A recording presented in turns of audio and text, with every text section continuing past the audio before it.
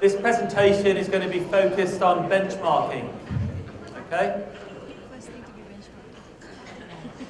So as a result of this presentation, you'll have a much clearer understanding of what benchmarking is and its relationship with business excellence. And you'll get some idea about, I guess, how to implement a benchmarking program or system inside your organization. I can only provide an overview of benchmarking because normally it would take 2 days or more to really give you a good understanding of benchmarking and how to apply it, and how to apply a benchmarking methodology. Okay, if you remember from my previous presentation, benchmarking is considered to be the most popular tool and technique in the world. But we've all got different understandings of what benchmarking is, so I'm going to explain that later on. It might be interesting for you to know that, or not, that the country that has really embraced benchmarking and business excellence is a neighbour of yours, okay? And what we'll see later on is your neighbour has been very adaptable. I'm talking about Singapore here. If we look at this, I really love this statement by Charles Darwin in 1809. He says it is not the strongest of the species that survives, nor the most intelligent that survives. It is the one that is most adaptable to change. Benchmarking helps your organisation to be adaptable to change. And we have seen this in the transformation of Singapore. Maybe you're sick of hearing about Singapore. You probably are. But they have had tremendous success in terms of their transformation. And we have to acknowledge that. If we look at any international indicator, doesn't matter what it is, I could go through 20 or 30 international indicators, you'd find that Singapore is always in the top 10, often in the top 5, and often number 1 in the world. Doesn't matter what indicator it is.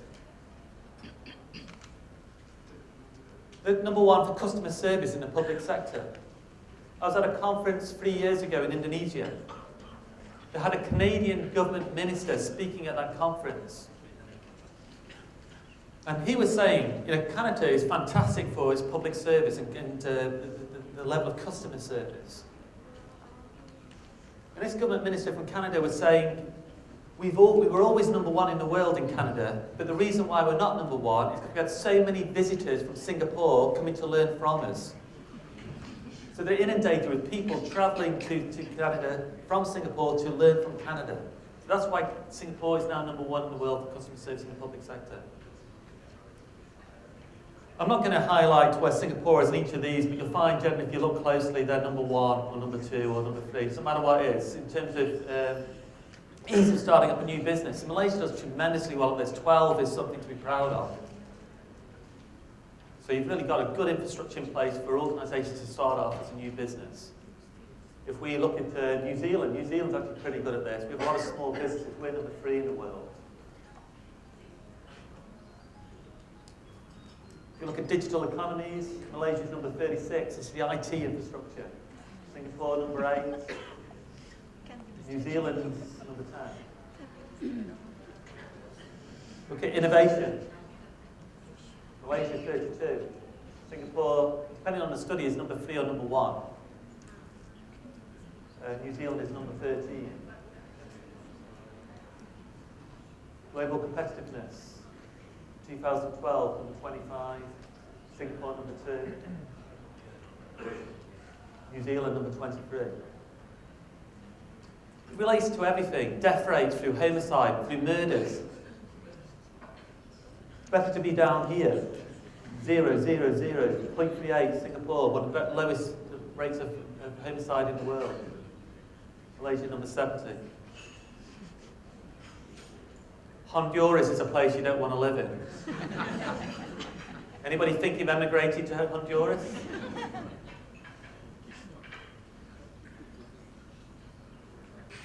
Corruption, number 54 in the world. Employment 5, New Zealand, equal first with Finland and Denmark. What about life expectancy? On average in Malaysia, you're going to live to 73.4 years old. You can extend your life by almost 8 years if you go to live in Singapore. It's ridiculous, but it's true. It's a fact. If you want to live even longer, you can go to Japan. For those who are getting old already, I advise you to leave straight away. What's the lowest life expectancy in any country in the world? Any guesses? Not the country, what's the lowest? How old do you think people live in the country with the lowest life expectancy? Any guesses? 60? 50? 40? Less than 40 years old. In Swaziland, dependent on the statistics, varies from 32 to 47 years old.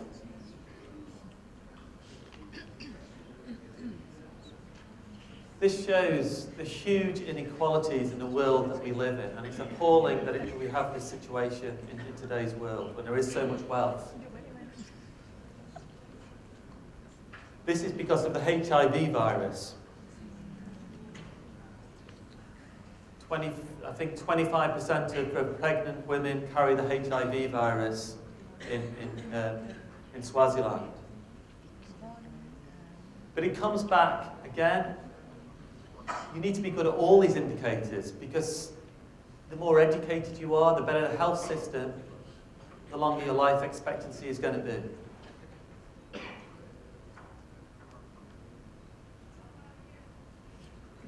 Okay, Malaysia ranks number 1 in the world. Any guesses?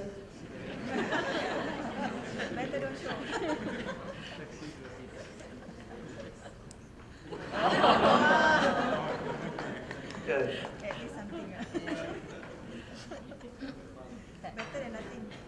But I suspect Chang Wei Li hasn't got to be number 1 in the world by fluke.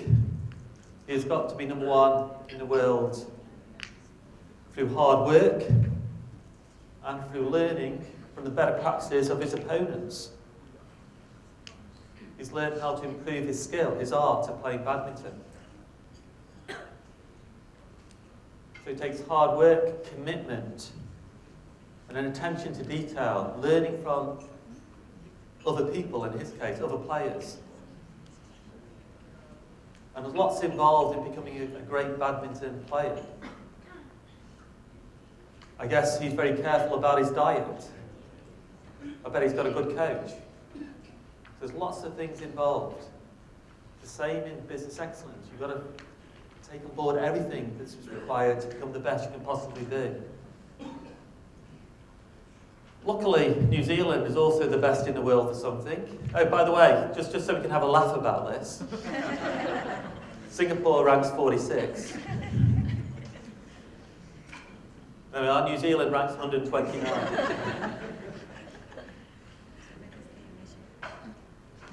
Okay, but New Zealand is number 1 at rugby, compared to Malaysia at 63 and Singapore at 65.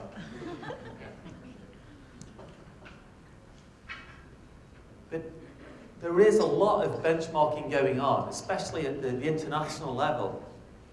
And that's really helped specific countries. They've really focused on this and learned from the other countries to become better at what they do. Information is out there. There's lots of information out there now. And now with new technology, the way we communicate, the use of the internet, it's available. The information is available on how to improve. It's now faster communication, faster travel. People are becoming more global than national. You can decide where you live. I'm originally from the UK, but I decided to live in New Zealand. I decided to live in New Zealand because you can have a fantastic quality of life there. It's got a great education system, great health system. You know, everything's in place for me to have a good life. People in Malaysia, you know, with good education on mobile, they can move to any country they want to. So it's important you focus on this. You focus on what the country's about. You compare and learn to keep your best talent inside the country. So this benchmarking at a national level is going to become more and more important.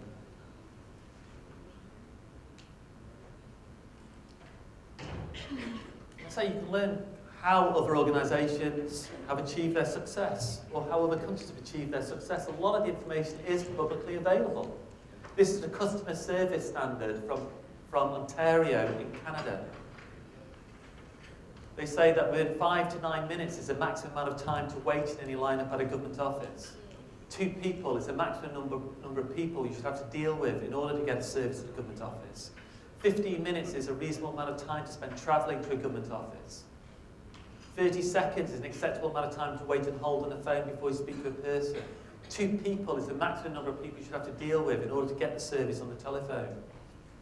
Same days when you receive a reply to the voicemail or email, if you leave your voicemail or email at 10 a.m. And 1 to 2 weeks is acceptable length of time to wait from the day you send a letter until the day you receive a reply by mail. And this customer service standard is met over 95% of the time by all government departments in Ontario. It's not met just by one government department, it's met by all government departments. You know, can you do that in KL? Are all government departments at that level of quality? Then the question might be, well, how can they possibly achieve that? But there's articles written about how they've achieved that. You can go to Ontario to find out how they've achieved that. I'm sure they'll welcome you and share with you their experiences. So for me, what it comes down to is the determination to learn, the determination to improve, because the information is out there, or you can get access to that information. It's about the commitment and drive to learn and to improve. And this is where actually Singapore has excelled. Very committed leaders, very committed people. I mean, this country is going to grow in a different way, but every country is different. But it's ultimately down to the leaders in your organisation, the leaders of the country, to really aspire and to really be determined to learn, to bring back that knowledge and apply that knowledge and get rid of the bureaucracy. You do have some best practices, a lot of best practices. I mean, my card is the first in the world. It's the world's first secure and microchipped identity card, which can do multiple functions. So you have got the capability. So benchmarking helps organisations and countries to see the roadmap to success. Again, are you and your leaders 100% committed to follow this path? It's a similar message to business excellence. It's about commitment.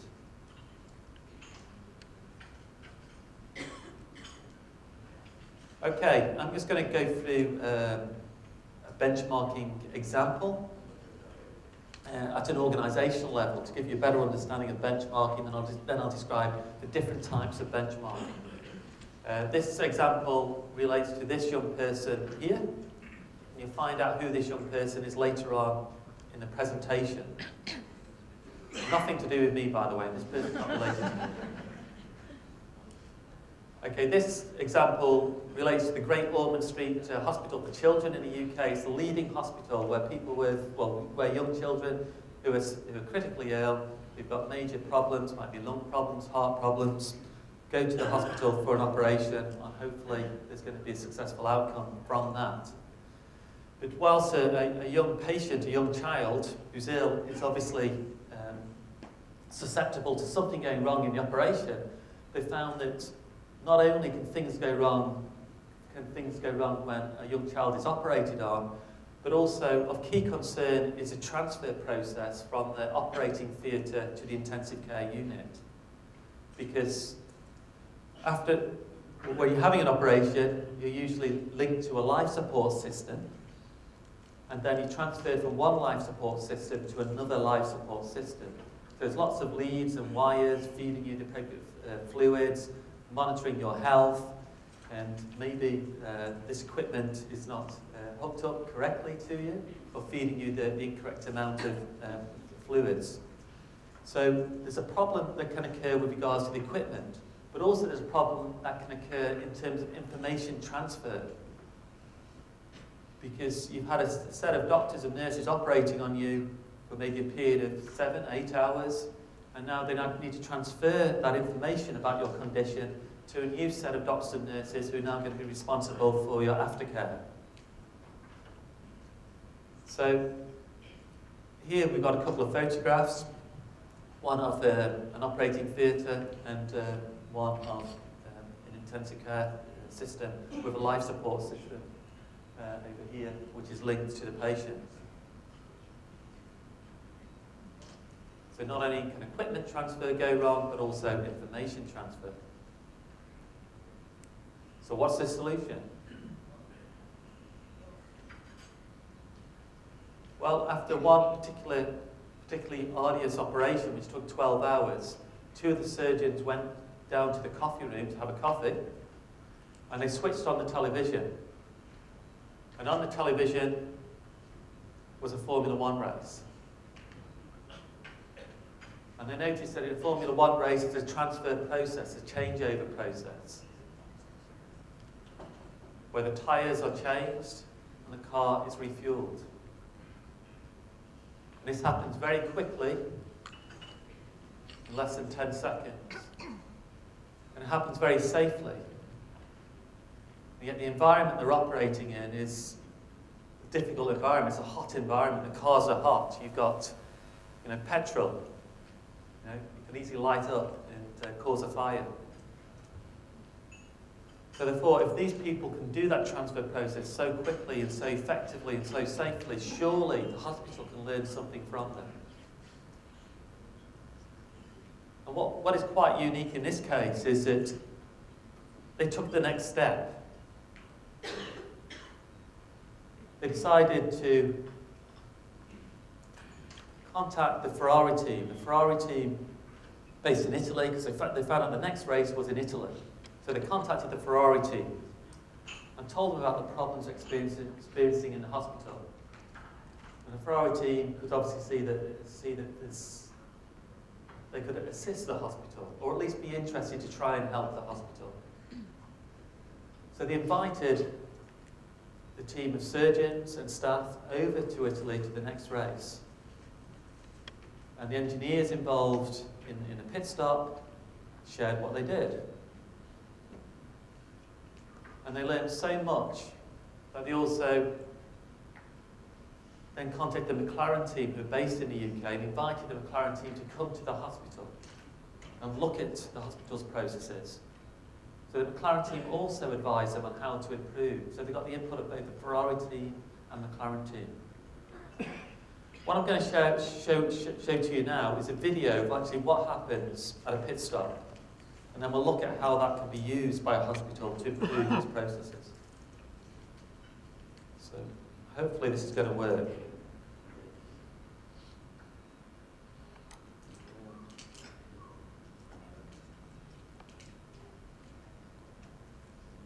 So you can see all my files. I've obviously been working very hard.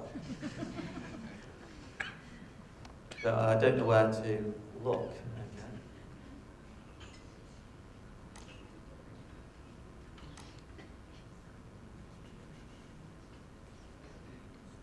Okay, we go down.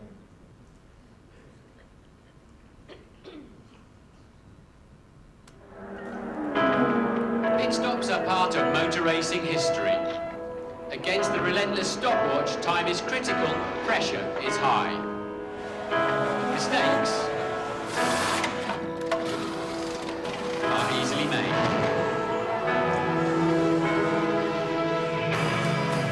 Force India have a team of 26 men awaiting their Formula 1 car. The Lollipop Man. 3 on the jacks. 2 team members for starter motor and pneumatic refill. Plus firemen and emergency crew for the fuel rig Dead Man's Handle. 4 on the wheel guns. 4 men take the wheels off. 4 more put fresh tyres back on. 2 refuelers, plus 2 more for the backup fuel rig. Pit stop crews are well aware they can win or lose races. When the car's coming towards me, hope he's going to stop on the mark. It's quite simple, but it can go wrong. You have just a few seconds to react. Keep out of the way of the front wing and link up with your job. You've got to concentrate solely on your corner. You're fully focused on your one job. Second nature. We practice it so much, it has to be second nature. The Lollipop Man, silly name, serious job. He guides the driver to his garage, advises when to select first gear, and then he must release the car at exactly the right point, unlike this Ferrari Schumacher pit stop. The fuel men need to be like rugby players. The fuel-laden hoses are very heavy. They must attach the nozzle accurately, then push through the valve. It's high-quality road car petrol, including 5% biofuel, flowing at 12 litres per second. That's a lot of fuel, and if it goes wrong, it goes horribly wrong. Hot racing cars and fresh fuel shouldn't mix. A fireman stands by. The front jackman sometimes risks his legs to stop the car, and using a manual jack against the front wing, he lifts in unison with the rear jackman. They have blind faith that the driver will stop, occasionally misplaced. A third side jack is used to stabilise the car, or if they need to change the front wing when it's damaged. To change the nose and wing section, the crew move around. 2 men leave front wheel duties and become the wingmen, taking just 12 seconds and using 2 captive bolts. The gunmen are waiting on one knee with compressed air gun and brake cooling spinner ready. They need the driver to stop on his mark, so the wheel nut is directly in front of them, and the frantic work begins. Sometimes the wheel nut won't go on, and sometimes the wheels won't stay on. 4 men are ready to take the very hot wheels off. 4 more men put the fresh wheels and tyres on. It gets terribly disappointing when only 3 turn up. A great pit stop is a perfect display of human and mechanical harmony, where every second is precious and the driver's safety is at stake. Fanjo had the luxury of being out of his car for over a minute while 2 mechanics serviced it. Now, 26 men get the job done in less than 10 seconds. So it's pretty impressive, and I guess you're going to get the chance to see that in action in KL in about a week's time. Is it a week or the next 2 weeks? When is it held? What, next week or this weekend or this week?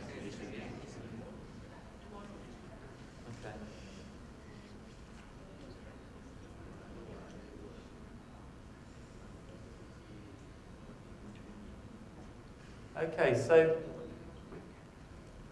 we were learning from Ferrari and McLaren. They picked up a lot of better practices that they could apply inside the hospital. And this is just an overview of some of them. But what they notice is that the routine in a pit stop is taken very seriously. What happens in a pit stop is generally predictable, so problems can be anticipated and procedures can be standardized. They also notice that crews practice those procedures until they can perform them perfectly. And everybody knows their job, but one person is always in charge. So obviously the guy with the lollipop stick is the guy who's always in charge. He waves the car in and waves the car out once the actual pit stop has been completed successfully. So I thought this was pretty good learning. But what they really thought was valuable was that they identified that the pit stop engineers were always asking 3 questions. The engineers were always saying what could go wrong, what are we going to do if it does go wrong, and how important is it if it goes wrong. So they're very proactive in terms of trying to identify potential problems before they occurred. And I felt the hospital staff didn't have the same mentality. So this was a key area of learning for them. They also noticed that the engineers were using some very specific quality tools and techniques. One of the tools and techniques was called failure mode effects analysis. Some of you might be familiar with this tool and technique, especially if you're in the manufacturing or processing industry. So this looks at particular processes, and then looks at the potential failure modes, potential things that could go wrong. Like there could be some petrol spillage. That's a seal with a pump, and how it fixes to the car has not been sealed correctly. It then looks at the effects of that failure, should it occur. So if there is some petrol spillage, the effect could be a fire.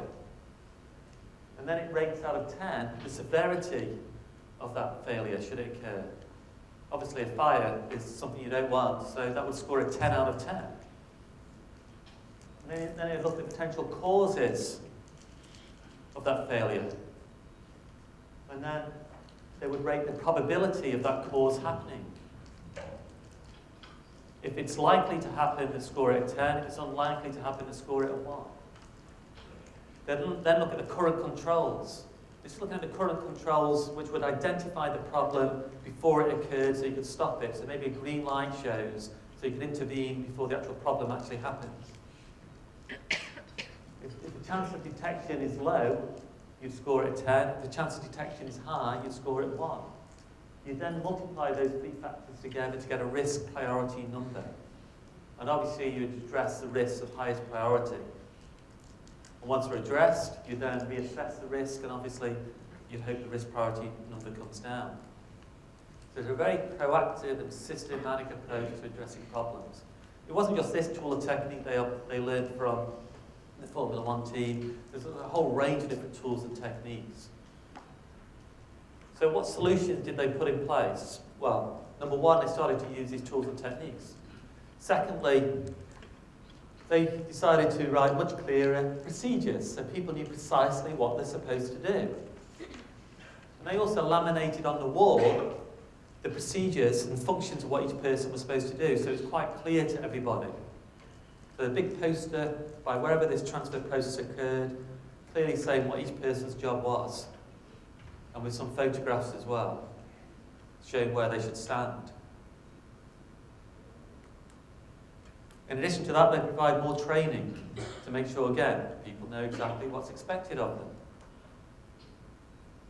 They also made sure that only one person was in charge of this transfer process, and that was a consultant anaesthetist. There's lots of interventions that they put in place to improve. The reason why I'm sharing this example is not only because they looked outside the industry to learn from the Formula One team, it's because they didn't even stop there. They still felt they could improve even further. One of the problems that they faced was they were often working in a very confined space. And there's always a danger of the doctors and nurses knocking into each other or knocking over the equipment. So they thought the way they utilised the space around each person was very important. So they then started to think about what organisation that they could learn from who's good at space utilisation. And then they came up with the idea of this: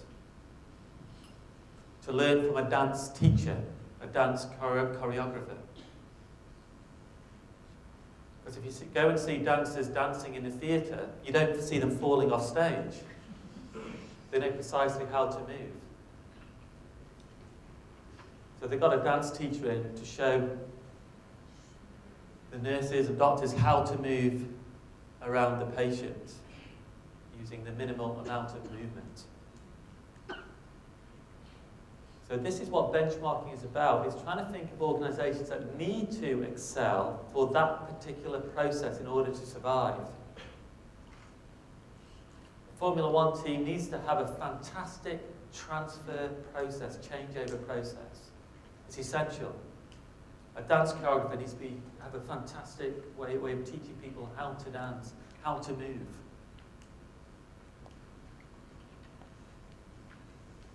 So what was the result of this benchmarking project? A 70% reduction in equipment and information errors, which for them meant saving young people's lives. More children are now alive today as a result of this benchmarking project. What the two surgeons who started this whole project said is that they said that it changed the culture of the team who were responsible for the care of these young children. Now the staff were saying, this is great, but we can do even better. It was now challenging them to come up with some new ideas, new practices, a new way of thinking. They were now becoming more like an eagle rather than an ostrich. This is a photograph of the actual surgeons involved. The young boy we saw earlier on, this is a young boy. He benefited from the benchmarking project. You see Lewis Hamilton, who will be here shortly in Malaysia. So he assisted with the benchmarking project. But this is the benefit to a healthy young child from a benchmarking project. So what's the key learning from this? Do benchmarking, because benchmarking primarily is a strong learning tool. It's not a data exchange tool. You do benchmarking to improve. You do benchmarking to find best practices. You do benchmarking to find solutions, innovative solutions to address problems. That's why you do benchmarking. The other thing is that if you're happy with your performance, you must be comparing yourself to the wrong organisation. This was the best hospital in the UK for the treatment of young children. It's also just one of the best hospitals in the UK, full stop. So when it compared its transfer process against other hospitals, it was already very, very good. It's only when it looked outside the industry, it realised it was not so good. So you've got to think outside the box. It might be good for your own industry, but there might be a huge opportunity for improvement if you compared yourself against organisations from outside the industry. To do that, you need to break down your problem and break it down into the various processes, and then the processes become more generic, and then you can compare them against other industries.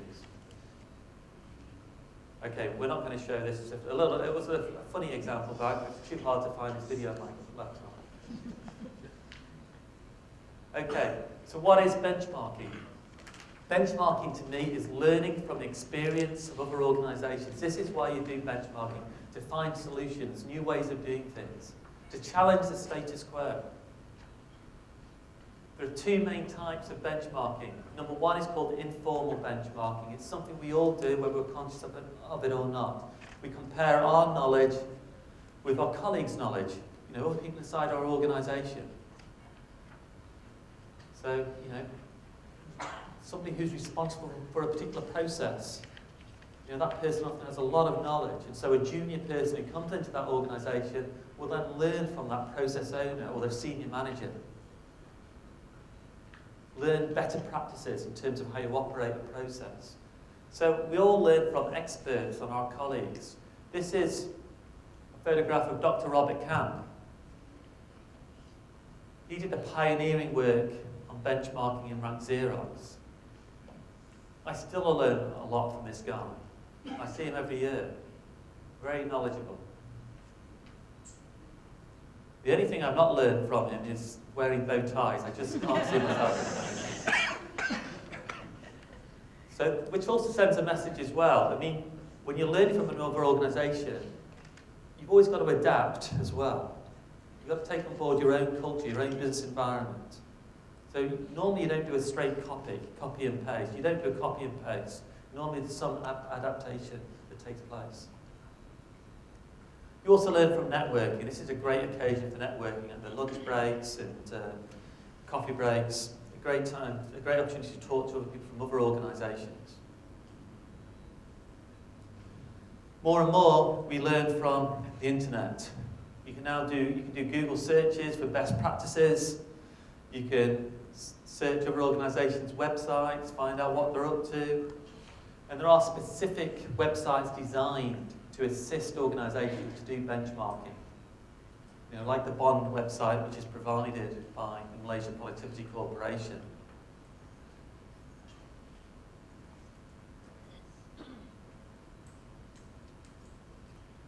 So, if you're looking through the MPC's website, there are many opportunities for best practice sharing.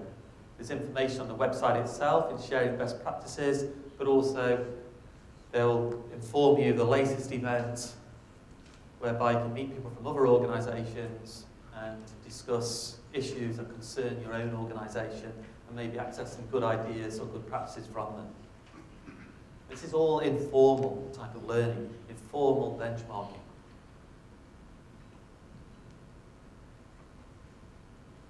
Okay.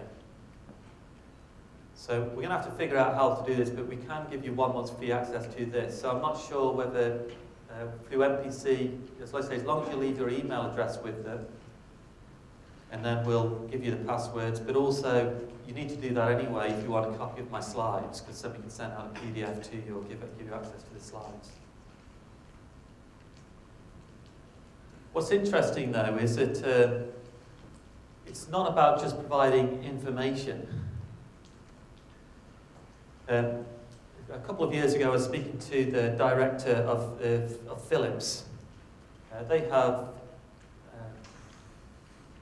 I can't remember now, but I think it's over 130,000 employees around the world. A huge corporation.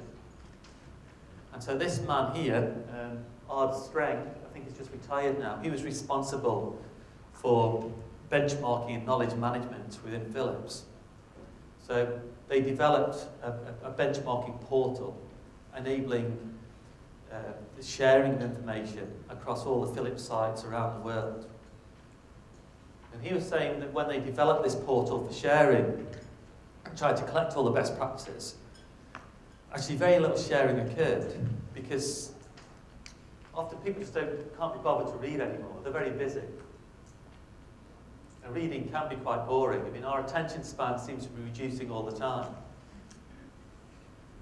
But they said what made a difference to their sort of benchmarking knowledge management portal was that behind each best practice they had, they then started to put a face behind the best practice. And they also described the person's interests, hobbies, other information on the person. And this really increased the amount of knowledge sharing then that occurred.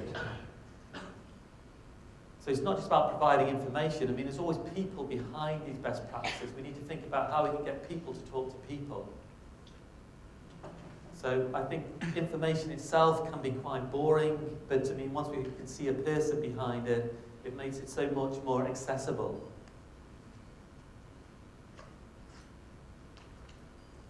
And we can never get away from that. I think websites, information is very important, but ultimately people need to learn from people.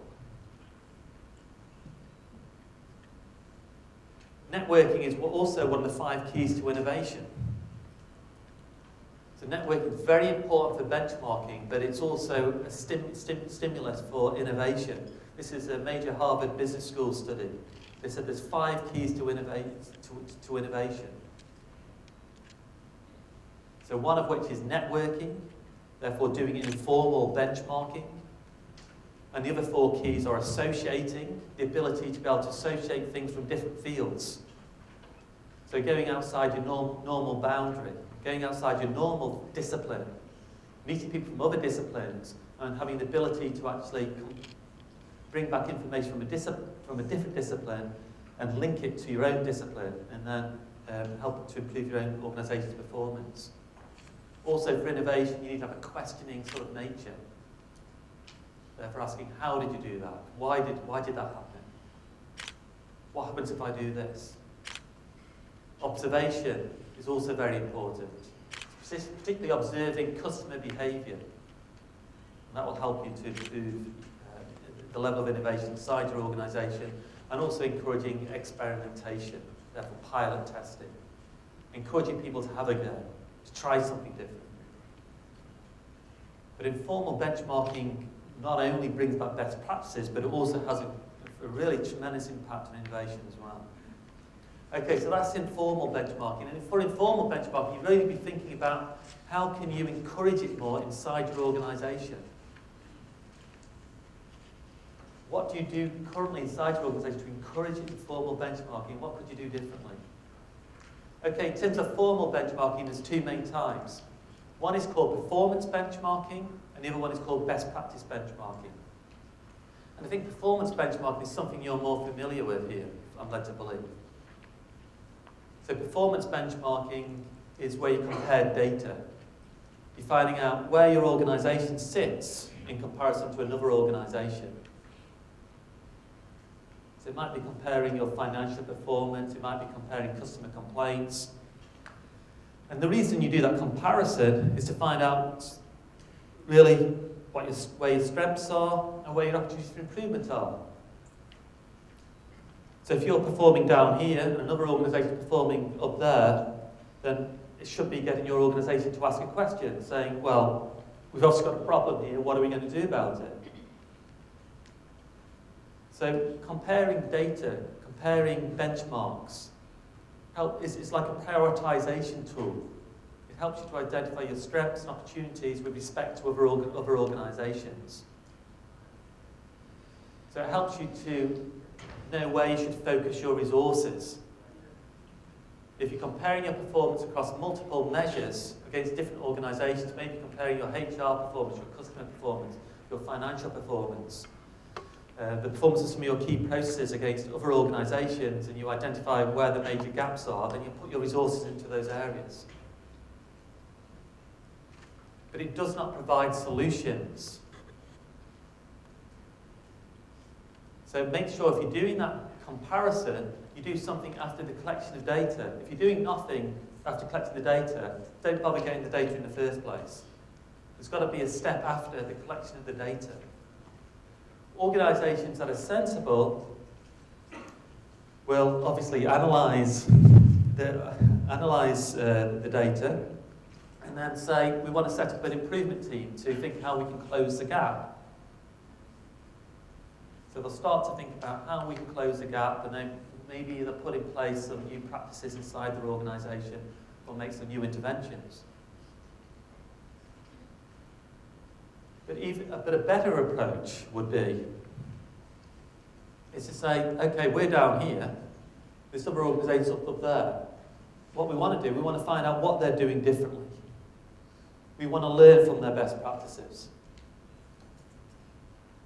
So if you take that next step and not only just brainstorm yourself on how to improve, you really start to think about what this other organisation is doing differently, and ideally being able to go visit them, talk to them, find out what they're doing differently, then that becomes best practice benchmarking.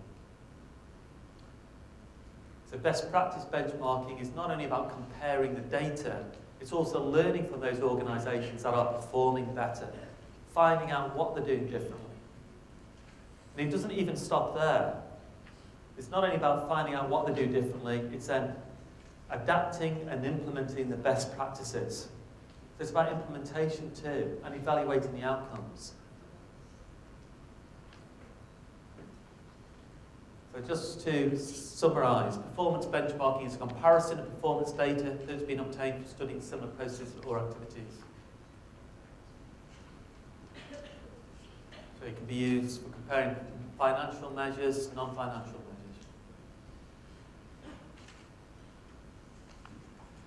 Best practice benchmarking, you can see the definition starts off exactly the same. It's saying it's about the comparison of performance data, but then it adds something else to the sentence. It says it's also about identifying, adapting, and implementing the practices that produce the best performance results. This is where you get those breakthrough improvements.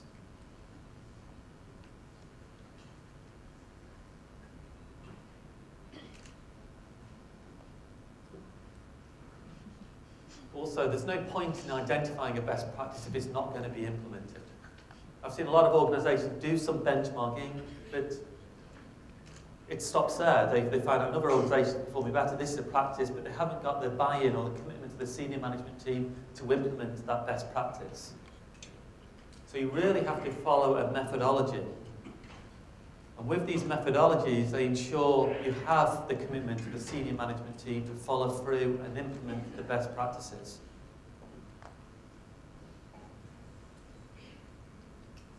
The trade methodology is a methodology that I founded. It's now used, I've got partners in 12 countries promoting this.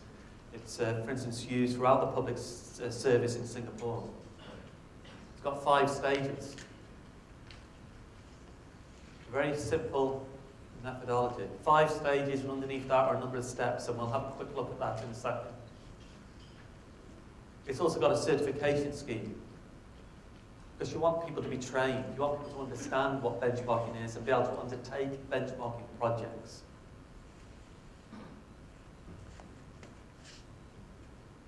Benchmarking, I think, is different than other tools and techniques because it recognises that to improve an organisation, the organisation has to be ready for change.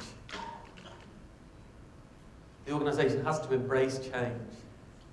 And benchmarking methodologies, they really address the change management aspect. They really make sure that people are on board. The senior management team is on board with a project so that when you identify best practices, there's a greater likelihood for them to be implemented. This is a great slide. This is a Confucius saying, "Tell me I may forget, show me I may remember, involve me and I will understand." What benchmarking projects do is they take organisations on a learning journey. So if you've got a problem, you and your team and other stakeholders will first of all look at the problem or challenge that you're facing and all agree together that this is the problem, this is the challenge we need to address. And then together you take them on a learning journey to learn best practices from other organisations. And then together you come up with solutions based on the learning that you've obtained. So it's not about imposing solutions on people. It's not about getting a consultant in who imposes a solution on an organisation, because then often you're not going to buy in of the people. They don't understand where this idea of best practices come from. This is taking all stakeholders, all people who are responsible or impacted by a process on a learning journey, so they can see with their own eyes that this best practice that another organisation may have can also fit your own organisation.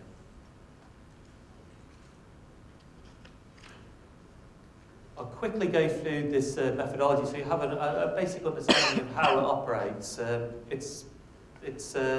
the benchmarking methodologies are relatively similar.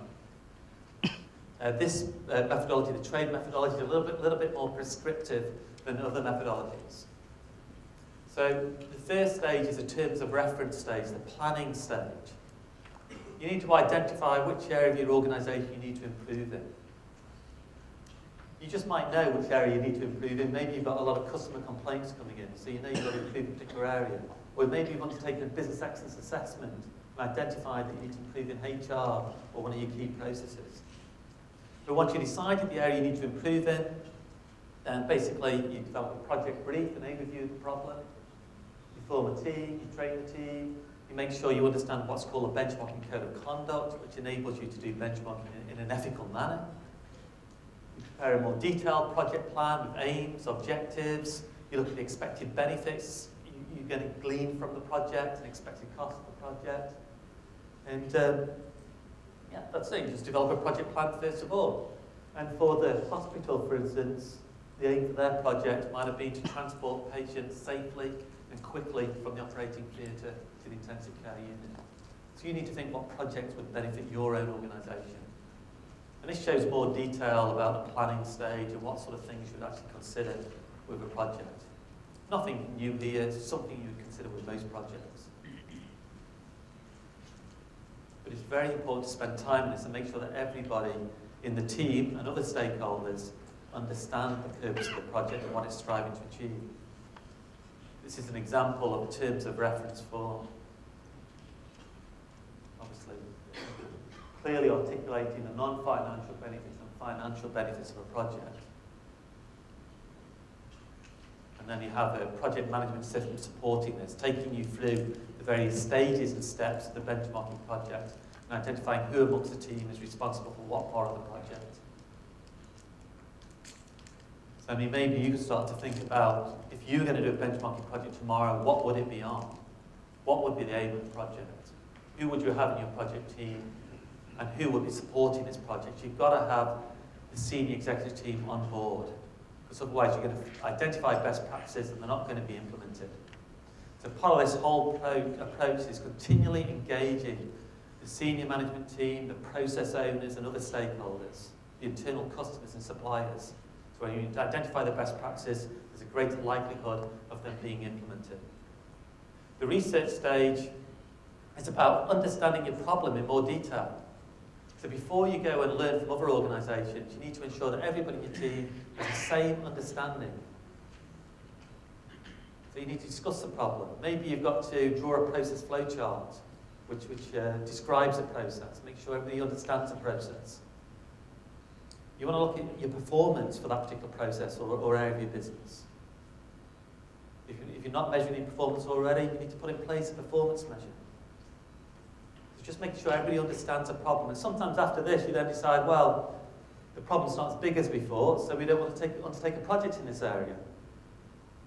Or maybe you want to break down the process into different component parts and undertake 2 or 3 projects rather than just a 1 project. So for the hospital example, they would be thinking about measuring their performance in terms of equipment errors, information errors, and time taken. But also for the hospital, we noticed that they understood their processes because they've identified that equipment transfer was very important for them, and information transfer was very important for them. Also, obviously, the hospital really had a good understanding of its own processes because they'd identified that utilisation of space was very important. So it's key when you do a benchmarking project to break down the process. They broke down the changeover process into these components. If they hadn't broken down the benchmarking project into these components, they wouldn't have thought of learning from a dance choreographer. So you've got to break down the process, and it helps you to look outside the industry. If you keep the project at such a high level, you think you can only learn from other organisations in your same industry. So try and break the problem down. Then the act phase is where you do the real benchmarking, the learning from other organisations. You identify the criteria for which other organisations need to perform well in. For your particular problem, you've got to identify the criteria. For the hospital, they wanted an organisation that was good in terms of space utilisation. You also wanted another organisation that was good in terms of the whole transfer process. You then select the benchmarking organisations to learn from. They're called benchmarking partners. So you select the benchmarking partners to learn from. Obviously, you hope that they accept and agree to share their information. Organisations that are more likely to share with you are your customers and suppliers, organisations that you've already got a relationship with. It'd be very hard for you, I suspect, to approach the Ferrari team or the McLaren team and get them to share information. It's easier to share information with organisations you've already got a relationship with, your friends in other organisations. This is why informal benchmarking is so important. The more informal benchmarking you do, the more networking you do with other organisations, the more trade associations you're part of, or communities of practice you're part of, the more friends you'll have in other organisations. Those friends are more likely to open their doors for you to go and visit them to find out their best practices. So it's about embracing this idea to become more outwardly focused and inwardly focused. The way you learn from other organisations can be going to do a site visit, to go and visit this other organisation, but it might be just learning via the internet. Maybe you can find enough information on the internet. Maybe you make phone calls to other organisations, speak to them by phone. Maybe you send a survey to other organisations. There's different ways to learn from other organisations. The method you use to learn from other organisations depends on the terms of reference. When you write that initial terms of reference, you'll be saying how important the project is and the length of time the project's got to be completed in. If the project's got to be completed in 2 weeks, you can't possibly go and visit other organisations. If the project's of such importance to your organisation and you're willing to spend 6 months on a project, yes, then you can go and visit other organisations. Also, what's important to know here is when you do benchmarking, you're not only trying to learn from other organisations, it also takes you through a process and system whereby it's accessing the ideas and information that's currently in the heads of your people inside your organisation. So the outputs of a benchmarking project are not only what you learn from other organisations, but it combines together the ideas you currently have on how to improve. So it's an integration of both. So there's no way you can conduct a benchmarking project which is not of benefit. So it combines the ideas of your team, your people, with what you learn from other organisations. So this is why it's taking you on a learning journey. It's a great way for career development, personal development. So you identify best practices, and then you deploy them. Once you've deployed them, you then evaluate the outcomes from the project. You might notice as well, at each stage, at the end of each stage of the benchmarking project, you always go back to the project sponsor, the person supporting the project. You always go back to the project sponsor and say, can we continue with the next stage? If your project is considered not to be of benefit, or because the information you found throughout the project is not what was expected, you would stop the project. So you'd never go through the full methodology unless you're assured you're going to get major benefits from the benchmarking project. It's a way of managing the risks associated with undertaking a benchmarking project. So that's what best practice benchmarking is. So what I've tried to share with you just in this brief presentation is the difference between informal and formal benchmarking. You've really got to be doing both. Informal benchmarking helps to support formal benchmarking. Okay, my conclusion is use all types of benchmarking to achieve business excellence. Informal benchmarking is for everybody, used for all processes. Anybody can do benchmarking, informal benchmarking inside your organisation. Performance benchmarking, I'm saying just be a little bit aware of that. Make sure that if you are getting this data, you do something after collecting the data. It is important for helping you to prioritise where you should put your resources.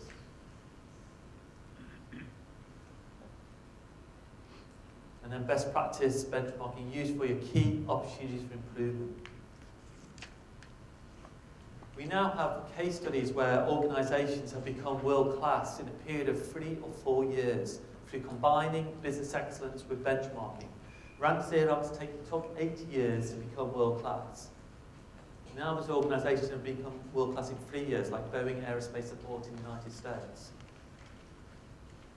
And the way they've done that is by ensuring that they're always doing the business excellence assessment. They're always making sure that the business units are sharing their best practices between each other. And then they're also doing best practice benchmarking, learning from other organisations outside their industry. So it can be done, it can be achieved. So benchmarking is an essential tool for today's and tomorrow's world. So my last advice to you is become an eagle and not an ostrich. Thank you very much indeed. Thank you.